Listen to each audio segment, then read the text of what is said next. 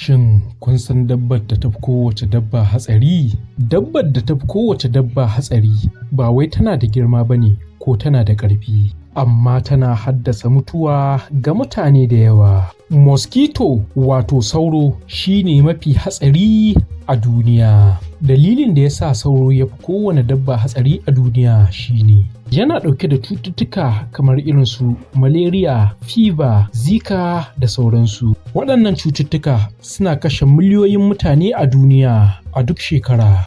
Ana samun sauro kusan ko'ina a duniya, musamman inda ake zafi da danshi. Ba a iya ganin su sosai saboda ƙanƙantarsu. Idan kuma ana maganar girma da ƙarfi, wasu za su ce zaki ko kuma maciji, amma in aka lissafa hatsarinsu gaba ɗaya bai kai sauro ba.